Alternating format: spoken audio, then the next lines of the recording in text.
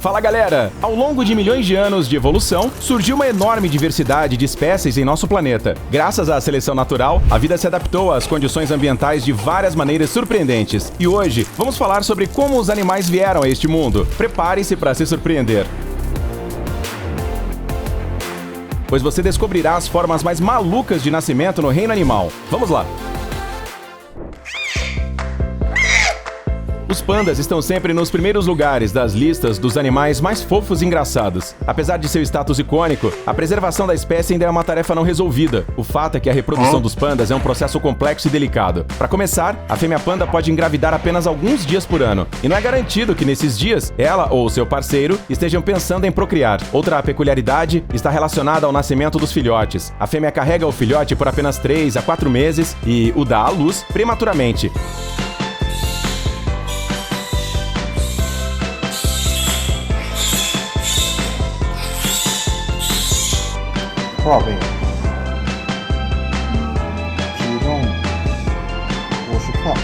O filhote nasce pesando apenas 100, 200 gramas, enquanto a mãe pesa cerca de 130 quilos. Esta é a maior diferença de tamanho entre todos os mamíferos placentários. Naturalmente, esses pequeninos precisam de cuidados e atenção constantes. Somente após 6 meses, eles serão capazes de se mover sozinhos e experimentar bambu pela primeira vez.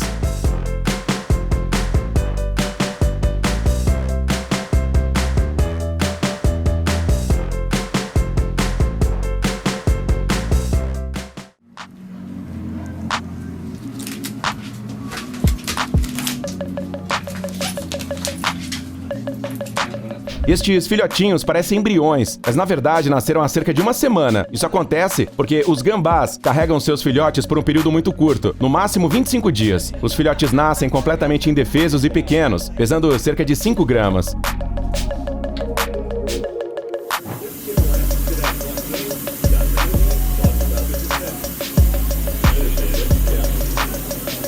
Nas espécies marsupiais, como nesta filmagem, os filhotes primeiro crescem e se fortalecem na bolsa materna. E depois de cerca de 2 meses, eles abrem os olhos e se mudam para as costas da mãe, onde amadurecem completamente e aprendem todas as habilidades necessárias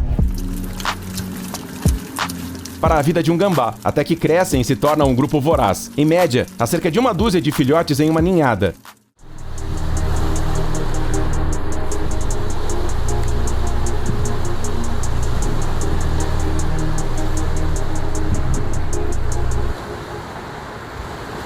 Mesmo para uma gaivota, o processo de nascimento de um filhote de foca é curioso, e não sem motivo. A maioria das focas vive nas condições severas dos mares frios. Dar à luz nessas circunstâncias é desafiador. Por isso, durante a gestação, elas têm um período único de implantação atrasada. Isso significa que o óvulo fertilizado pode entrar em um estado especial, no qual seu desenvolvimento é interrompido. Isso é necessário se o corpo da fêmea estiver sob estresse ou se a gravidez ocorrer numa época inadequada do ano para a reprodução. Dependendo da situação, esse período de congelamento pode durar até 3 meses.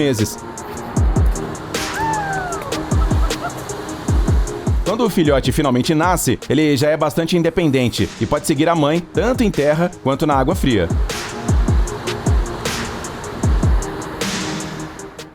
Sabe qual é a principal diferença entre lebres e coelhos? Ao contrário dos filhotes de lebre, os coelhinhos nascem cegos e sem pelo. A fertilidade dos coelhos é conhecida há muito tempo. As coelhas podem dar à luz até 10 vezes por ano, pois a gestação dura apenas cerca de 1 mês e ela pode engravidar novamente imediatamente após o parto. Geralmente se diz que o número máximo de coelhinhos em uma ninhada é 18, mas parece que essas coelhas estão buscando um recorde mundial. A infância dos coelhinhos dura 21 dias. Na natureza, eles passam por esse tempo nas tocas e depois saem para pastar nos campos. Em cativeiro,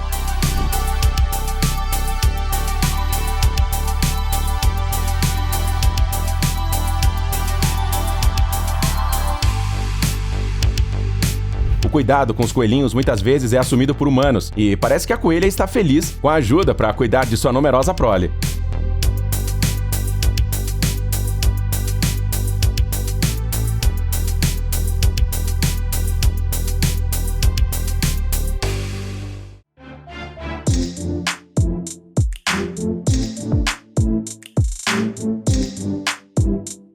Como os caracóis se reproduzem? Há várias maneiras. Existem espécies vivíparas e espécies como esta que põem ovos. Para proteger a prole, esses moluscos frequentemente recorrem a um truque. Nas bordas de uma ninhada, eles colocam cápsulas vazias que não contêm ovos. Isso engana os predadores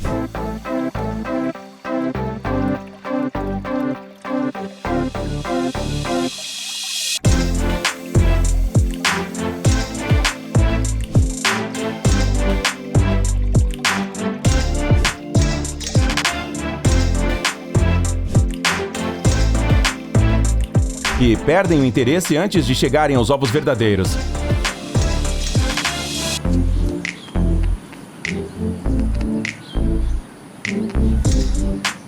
O local para a ninhada deve atender aos requisitos de temperatura e umidade. Caso contrário, os ovos morrerão. Para o Ampullaria, o caracol favorito dos aquaristas, a ninhada tem uma bela cor rosa. À medida que os pequenos caracóis crescem, os ovos escurecem e ficam quase pretos. E para este caramujo terrestre, o gigante achatina, a casca do próprio ovo se torna o primeiro alimento da vida.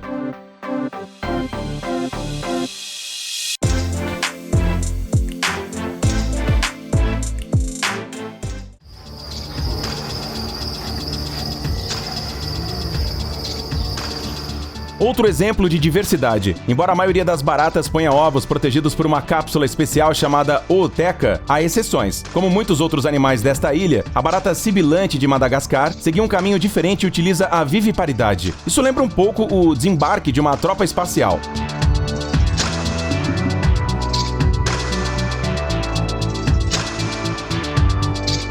Esses insetos são bem grandes e a ninhada é numerosa, até 30 filhotes. Esta espécie também tem outras características interessantes. Por exemplo, não possuem asas e são realmente capazes de sibilar em alto caso de perigo. O período de incubação depende da temperatura e pode durar até 50 dias. Os filhotes nascem brancos, mas escurecem rapidamente.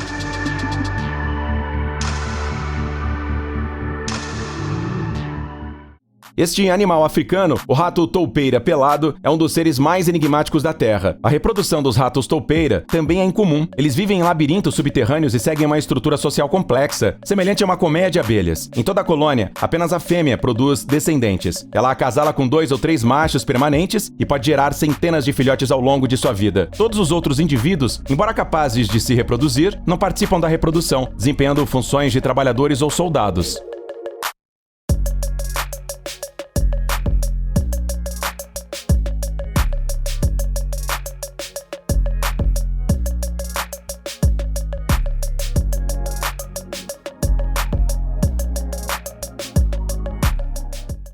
É assim que um filhote de canguru recém-nascido se parece. Após uma curta gestação de aproximadamente um mês, ele nasce cego, surdo e medindo apenas alguns centímetros. Suas patas traseiras estão quase totalmente desenvolvidas, mas as dianteiras já têm garras e funcionam bem. Com a ajuda delas, o filhote, que se parece com um alienígena, chega à bolsa da mãe, onde passará os próximos 8 meses, se alimentando do leite materno e crescendo rapidamente. Aliás, durante a maior parte desse período,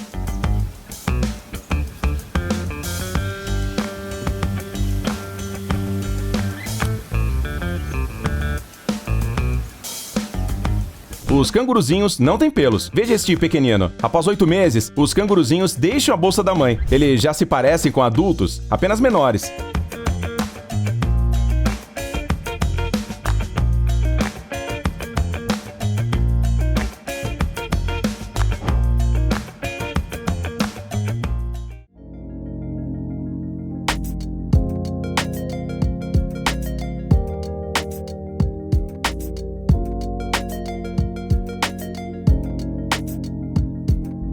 Este alegre grupo é chamado de reunião de ninfas. Ninfas são aranhas jovens que acabaram de sair dos ovos. Neste estado, elas geralmente não se alimentam, por isso é seguro ficarem juntas. Não há ameaça de canibalismo, algo bastante característico entre as aranhas. Assim, as aranhas põem ovos em um casulo especialmente tecido. Neste caso, é a famosa viúva negra.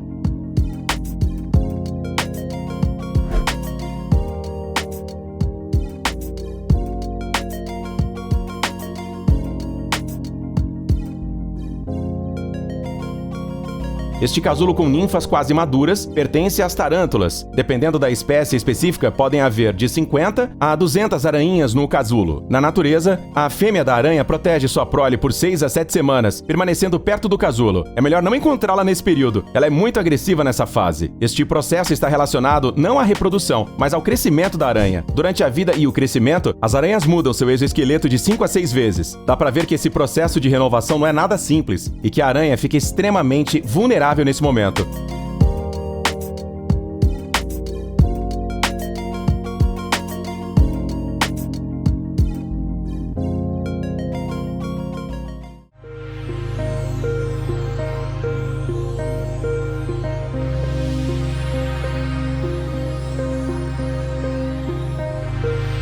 Os crocodilos são predadores implacáveis e pais bastante cuidadosos. As fêmeas de crocodilo escolhem cuidadosamente o local para depositar os ovos e se preocupam com as condições confortáveis do ninho. Pode ser um ninho de folhas ou terra ou uma cova na margem, protegida da chuva. As fêmeas colocam de 10 a 100 ovos, que se assemelham a ovos de pato. Aliás, diferem dos ovos de aves. O desenvolvimento começa muito antes, de modo que nos ovos postos já há embriões vivos. A fêmea protege a ninhada dos predadores até o nascimento dos filhotes. Curiosamente, a temperatura ambiente determina o sexo da prole.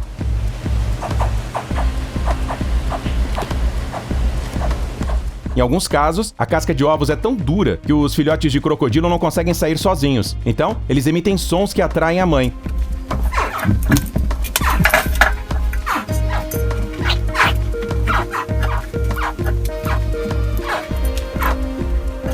Ela vem em seu auxílio e ajuda os filhotes a se libertarem e chegarem em segurança à água. Apesar de sua ferocidade, os pequenos crocodilos são sempre muito fofos. Por isso, essas cenas de criadouros e zoológicos são extremamente populares.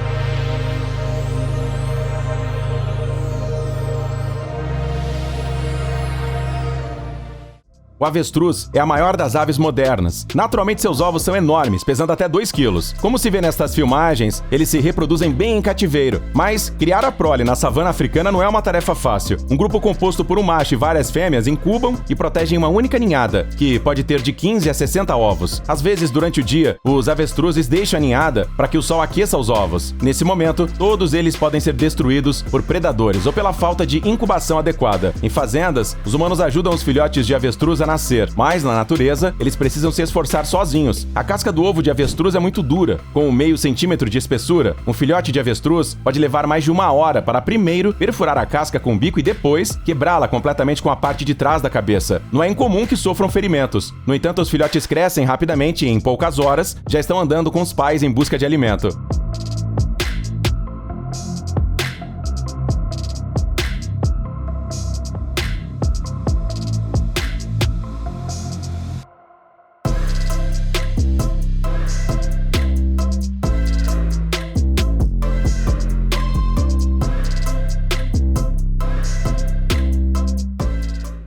Sabia que os lagartos não põem apenas ovos? Existem também espécies vivíparas. Por exemplo, um gênero específico chamado lagarto gigante, ou tiliqua. Esses lagartos originários da região australiana ganharam popularidade em todo o mundo. Eles têm um temperamento tranquilo, aparência carismática e não são muito exigentes em termos de cuidados.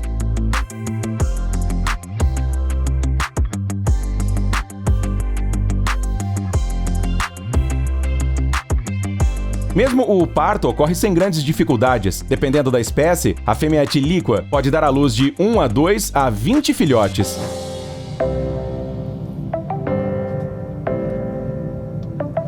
Como mostrado na filmagem, os filhotes nascem bem grandes e desenvolvidos. Eles precisam de apenas alguns dias para se adaptarem ao mundo e se tornarem independentes.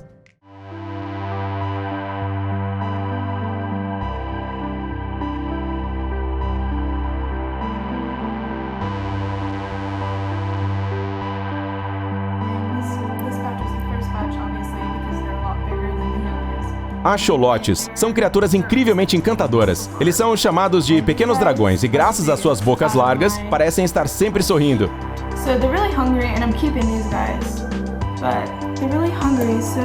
Há muito tempo eles ganharam popularidade como animais de estimação. O mais surpreendente é que o axolote não é uma espécie distinta, trata-se de uma larva, uma forma de transição de algumas espécies de anfíbios, mais comumente de salamandra mexicana. É aproximadamente o mesmo que um girino para os sapos. Mas o axolote não é uma larva comum, ele pode viver nessa forma durante toda a vida. E mais, ele pode se reproduzir. O fato é que a liberação do hormônio responsável pela metamorfose não ocorre sem uma mudança drástica no ambiente, de modo que a forma intermediária pode se tornar permanente. Note que já no ovo, o axolote se parece quase exatamente ao seu estado adulto.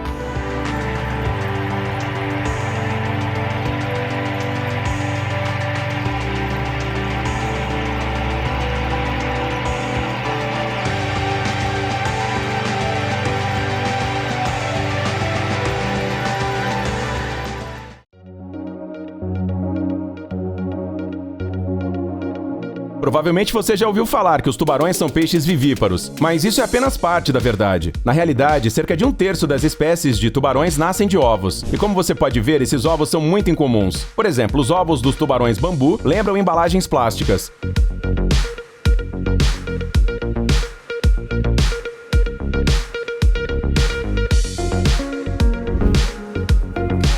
Aquaristas, às vezes, precisam ajudar os pequenos tubarões a saírem da casca do ovo. A casca é realmente muito dura e o desenvolvimento do embrião nela pode durar até 5 meses. Os formatos dos ovos podem ser realmente fantásticos. Basta olhar para estas formas em espiral e de âncora, como se fossem feitas por humanos. No entanto, esses formatos têm um propósito muito prático. Eles protegem os pequenos tubarões de predadores e das correntes submarinas.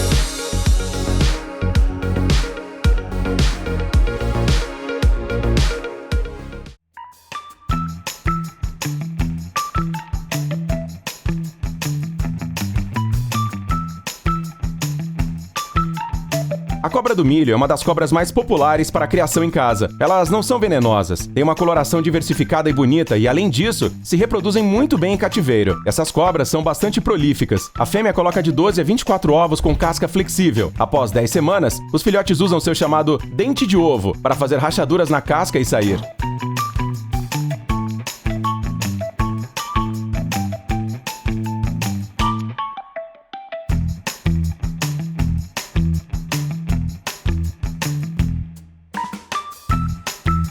O comprimento de uma jovem cobra é de cerca de 13 centímetros e a coloração é tão variada quanto a de uma adulta. E este vídeo mostra os ovos de um predador maior, uma piton. Espécies como a piton real também são muito populares como animais de terrário. No ambiente natural, as fêmeas de piton não abandonam seus ovos, protegendo-os e mantendo a alta temperatura com a contração dos músculos. Em cativeiro, as condições necessárias podem ser alcançadas com lâmpadas. Aliás, os filhotes de piton saem dos ovos com um tamanho considerável, cerca de 60 centímetros. A reprodução é a missão número 1 no reino animal. Mas como proteger a prole se você é um pequeno peixe em um oceano enorme e perigoso? Uma espécie do Mar do Caribe, peixe cabeça amarela, encontrou uma solução original. Após a fertilização, o macho coloca os ovos em sua grande boca e os mantém lá até o momento em que os filhotes eclodem. Aqui é possível ver claramente como o macho, periodicamente, libera os ovos na água para que recebam oxigênio. O peixe cabeça amarela também tem outra característica interessante. Ele é um verdadeiro caseiro, quase nunca saindo das proximidades de sua toca, que cuida meticulosamente por horas a fio. Provavelmente são os pais mais responsáveis de todo o oceano.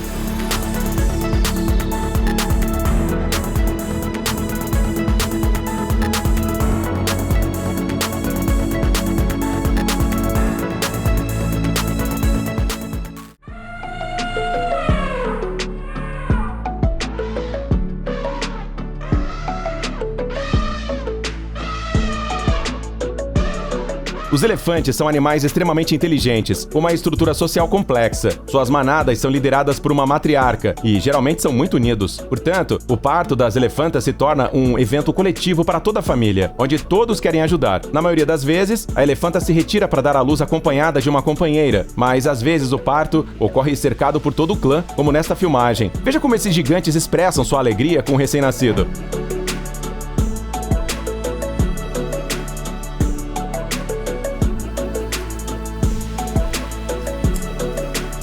A gestação das fêmeas é muito longa, de 20 a 22 meses. Em compensação, o elefantinho nasce muito desenvolvido, pesando cerca de 100 quilos. Meia hora após o nascimento, ele se levanta e segue a mãe. O elefantinho precisa de cuidados até os 4 anos de idade. Os elefantes adultos nunca o deixam sozinho. Ele é cuidado não apenas pela mãe, mas por toda a numerosa família.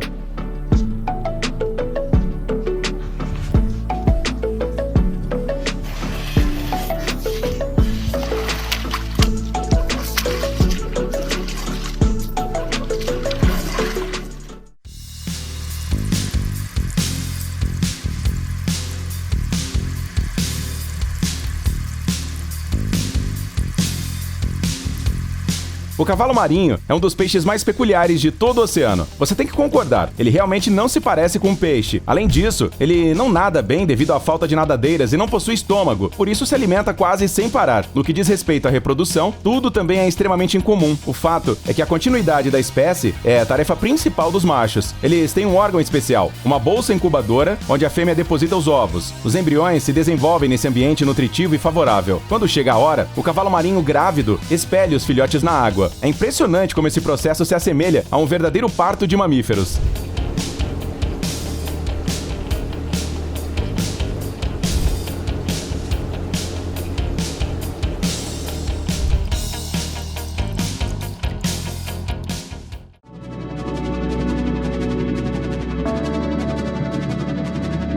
As arraias são peixes muito antigos e os parentes mais próximos dos tubarões. Existem quase 500 espécies de arraias na natureza, e a maioria delas se reproduz por ovoviparidade, um fator incrível da evolução. Os filhotes eclodem dos ovos no momento da postura e depois se desenvolvem no útero da mãe, se alimentando primeiro do vitelo e depois do estótropo, que é uma espécie de análogo da placenta.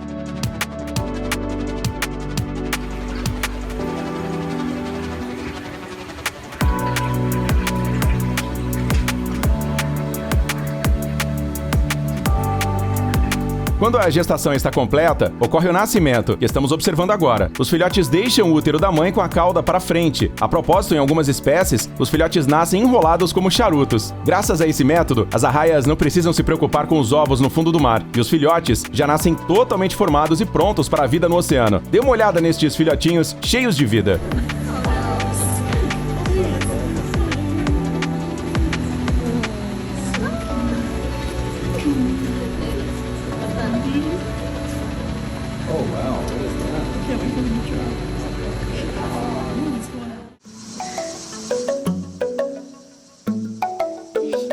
Trying to get out.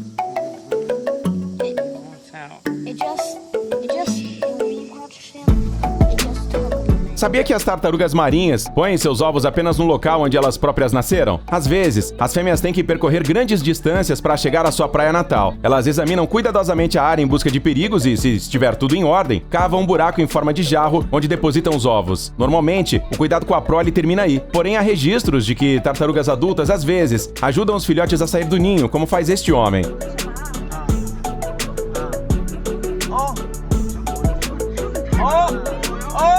Um detalhe interessante dos cientistas: se os ovos no ninho por algum motivo se virarem, o filhote, após a eclosão, não saberá em que direção cavar e não conseguirá chegar à superfície.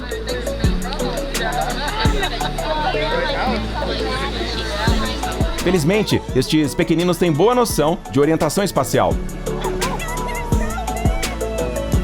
A propósito, algumas espécies de tartarugas podem colocar até 200 ovos de uma vez. A praia ficou imediatamente lotada.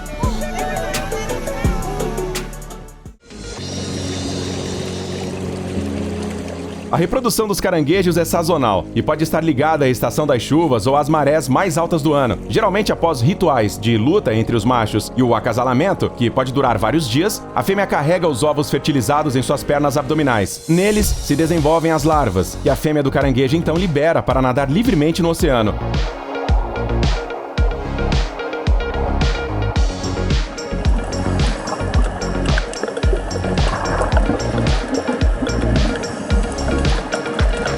Ou no aquário, como neste caso. Como você já deve ter adivinhado, os caranguejos são extremamente prolíficos, com uma única fêmea podendo produzir desde dezenas de milhares até milhões de ovos. É por isso que há essas invasões de pequenos crustáceos nas praias.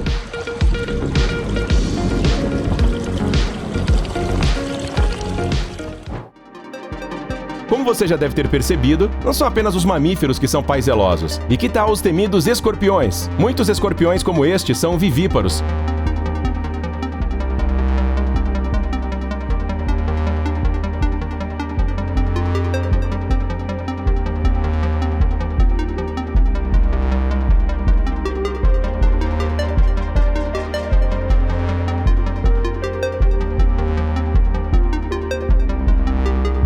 Os embriões se desenvolvem no corpo da mãe por um longo período, cerca de 1 ano, antes que ocorra o nascimento que estamos vendo. Neste caso, nasceram 6 filhotes de escorpião, mas pode haver muito mais. Eles ainda não se parecem com adultos. Não têm uma carapaça dura e têm ventosas nas patas em vez de garras. Isso é necessário para que possam subir na mãe e se segurar firmemente. Afinal, eles passarão a primeira parte de suas vidas sob a proteção dela, até que ocorra a muda e eles se fortaleçam o suficiente para se defender e começar a caçar.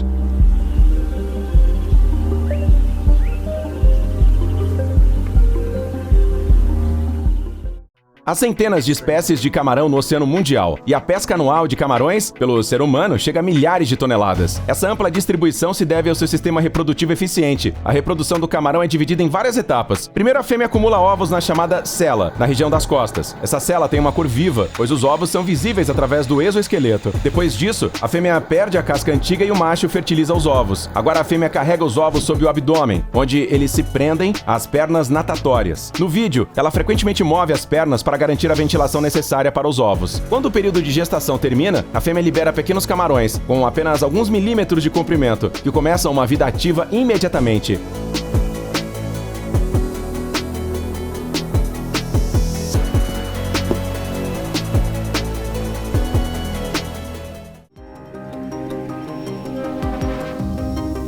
Você está vendo os primeiros passos de um pequeno camaleão. É incrível como uma criatura tão pequena reproduz totalmente a aparência e os movimentos dos adultos. Este vídeo mostra o nascimento de filhotes de camaleão pantera, um grande lagarto nativo de Madagascar. Como a maioria dos outros camaleões, este é um tipo ovíparo. A fêmea cava um buraco no solo e põe de 12 a 46 ovos. Os camaleões são conhecidos por terem um caráter imperturbável e movimentos vagarosos. Isso também se aplica à sua prole. O período de incubação pode durar até 10 meses. Portanto, aqueles que decidem criar esses lagartos em cativeiro precisam ter paciência. Vale dizer que esses entusiastas estão se tornando cada vez mais numerosos, já que os camaleões são domesticáveis e estão se tornando animais de estimação populares.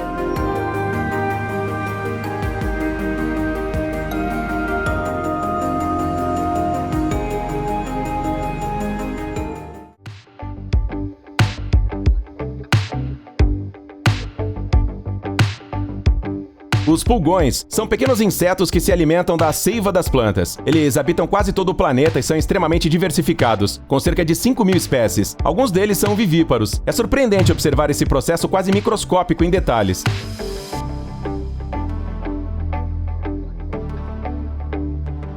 Veja, o jovem pulgão parece uma cópia exata em miniatura do adulto. Parece um processo de clonagem. Há também um mecanismo na reprodução dos pulgões que ainda não foi completamente estudado. Eles reagem ao ambiente e podem, de alguma forma, controlar se a próxima geração nascerá com ou sem asas.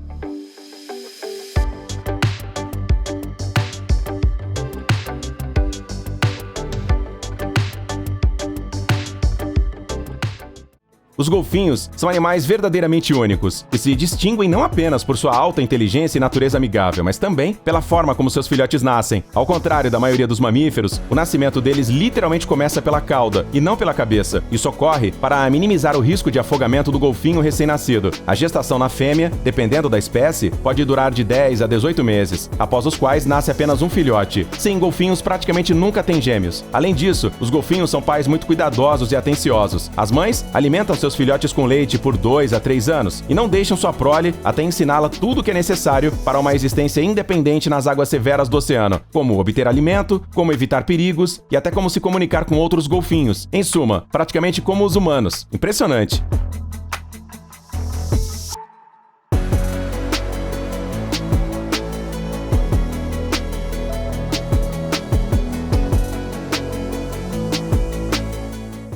A maioria das espécies de moscas, como a conhecida mosca doméstica, põe ovos que se transformam em larvas, depois em pupas e só então em insetos adultos. Ao contrário da mosca neste vídeo, geralmente são seletivas quanto ao local de postura. Por exemplo, a mosca da cereja escolhe frutas maduras para isso. Mas existe um gênero de moscas que é uma exceção surpreendente. Trata-se da mosca tsetse, da África Equatorial, um inseto feroz que se alimenta de sangue animal. A mosca tsetse é vivípara. Durante 1 ou 2 semanas, a fêmea carrega e alimenta uma larva dentro do próprio corpo. Após esse período, ocorre o nascimento da larva, que tem quase o mesmo tamanho da própria mosca. A larva já está pronta para se transformar em pupa e imediatamente se enterra no solo. Durante sua vida, a tsetse pode dar à luz a até 10 larvas.